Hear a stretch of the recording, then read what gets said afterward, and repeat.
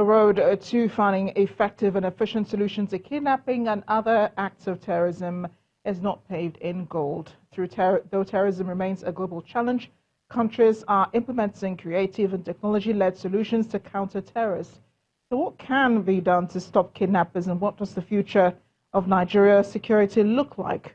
Joining us now is Channels Television's information analyst, Babajide Ogunsoro, who has a game of chess already going on. I hope I'll be able to teach you how to play this game, because I think this game, this really reflects the challenges we face. Just imagine if the white pieces were the Nigerian defense and the black pieces, and you're wearing black. Let's just assume the black pieces represented the bad guys, the kidnappers, the terrorists. But what does chess have to do with how we fight kidnapping and terrorism? Three things. The first is, in chess, how do you win? And the first thing is you need to know how to move your pieces. The second is, how do you win? I need to know what you're thinking.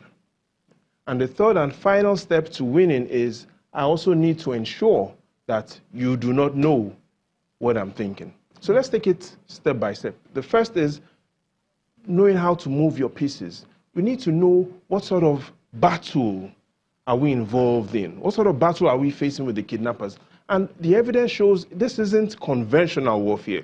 It is guerrilla warfare. So the way we approach this game or this war should be not based on conventional approach, but guerrilla warfare. The second is I talked about knowing what you're thinking, because if I know what you're thinking, I then will have an advantage. And finally, it is important for you not to know what I'm thinking. And so we've seen the president talk about CCTVs, drones, and community policing. Are they good steps? Oh, yes, they are good steps. But the challenge is it then tells the enemy what we are thinking, and it then gives them what to expect. So the president has come out to reveal some of our tactics, not our strategy, but because those tactics are now known to the terrorists. And let's not make any mistakes. Even tonight, we have good people listening to Channels TV, and of course, we should expect that the bad guys, the kidnappers and the terrorists, they're also listening and watching to understand what our strategies are. So we need to be careful when we release what our tactics are. So what else can we do to improve security? For instance, let's look at the facts on how kidnappers operate. That is the first thing. Let's learn a bit more about how they operate. And the evidence suggests that 85% of victims are released in the first week. The evidence from NY24 that has done a detailed study on how kidnappers operate as well, let's also see that 95% of victims also come out or are released in less than 4 weeks. So you have 85% of victims released in less than a week. We have 95% of all kidnapped victims released before the 4th week.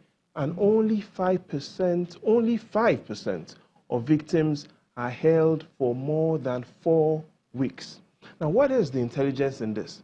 It assists us to understand that these kidnappers prefer to hold victims for a short time and do multiple attacks.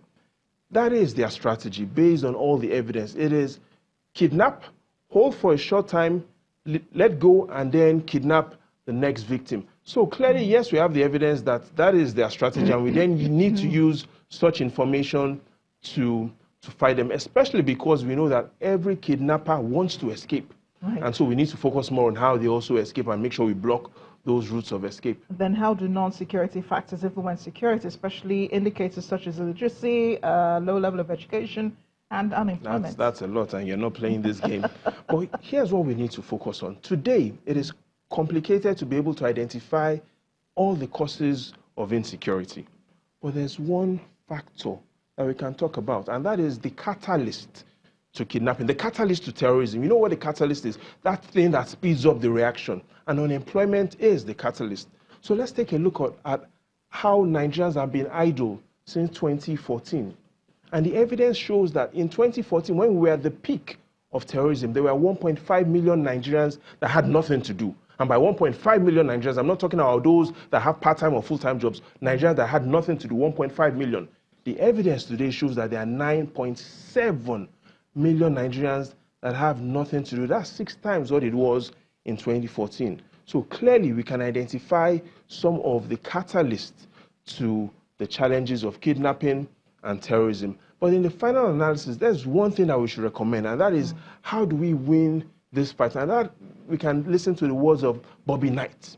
He says that it is not just the will to win that matters, it's the will to prepare to win. So more than ever before, Amarachi, let's prepare to win this fight. And you also need to prepare on how to win this game next time. We'll play this after the news. Thanks Let's keep preparing. Let's keep preparing on how to win. Course. It's not just the will to win, it is the will to prepare to win. I hear you loud and clear.